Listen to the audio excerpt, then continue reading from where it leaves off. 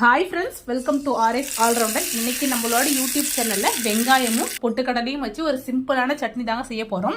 இந்த ரெசிபி பண்ணுறதுக்கு தக்காளி தேங்காய் எதுவுமே தேவைப்படாதுங்க. ஆனால் டேஸ்ட் வைஸ் ரொம்ப ரொம்ப சூப்பராக இருக்கும். மேக்ஸிமம் 5 மினிட்ஸ்க்குள்ளாரே செஞ்சு முடிச்சிடலாங்க. 2 தோசை சாப்பிட்றீங்க கூட நீங்கள் இது மாதிரி சட்னி செஞ்சு கொடுக்கும்போது இன்னும் 2 தோசை எக்ஸ்ட்ரா சாப்பிடுவாங்க. டேஸ்ட் அந்த அளவுக்கு சூப்பராக இருக்கும். இப்போ வாங்க இந்த ரெசிபி எப்படி செய்யலாம்னு சொல்லிட்டு வீடியோக்குள்ளே போய் பார்க்கலாம். இந்த ரெசிபி பண்ணுறதுக்கு நான் இன்னைக்கு 2 மீடியம் சைஸ் பெரிய வெங்காயத்தை நீள்வாக்கில் கட் பண்ணியிருக்கேன்.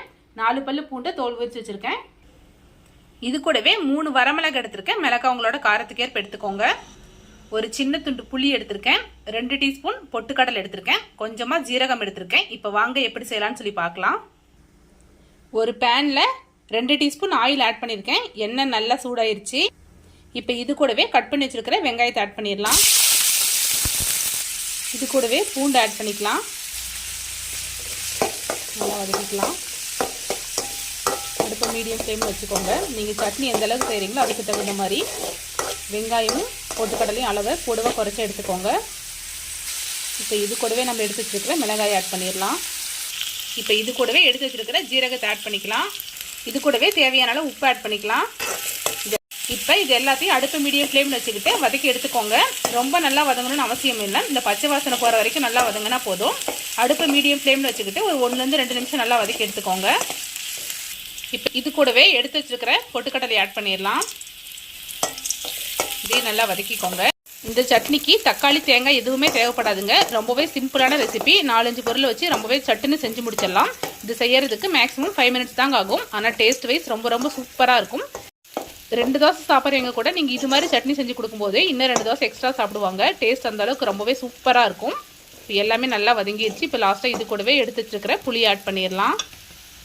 புளி ஆட் பண்ணிவிட்டு லைட்டாக ஒரு கலரிட்டு நம்ம ஸ்டவ் ஆஃப் பண்ணிடலாம். இப்போ இதை நல்லா ஆற வச்சு எடுத்துக்கலாம். பாருங்கள், நல்லா ஆற வச்சுட்டு ஒரு மிக்ஸி ஜாருக்கு மாற்றிக்கிட்டு அது கூடவே கொஞ்சமாக தண்ணி ஆட் பண்ணியிருக்கேன். இப்போ இதை நல்லா அரைச்சி எடுத்துக்கலாம். பாருங்கள், சட்னி நல்லா அரைச்சிட்டு வேறு ஒரு பாத்திரத்துக்கு நான் சேஞ்ச் பண்ணிக்கிட்டேன்.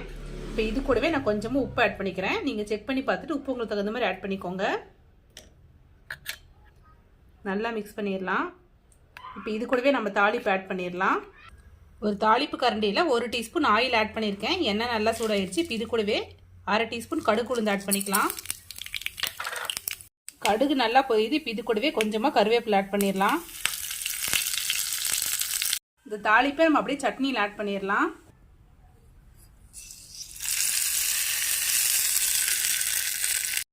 தாளிப்பு ஆட் பண்ணியாச்சு. நல்லா மிக்ஸ் பண்ணி விட்டுலாம். அவ்வளோதான் ஃப்ரெண்ட்ஸ், நம்மளோட சூப்பரான சட்னி ரெடி ஆயிடுச்சு.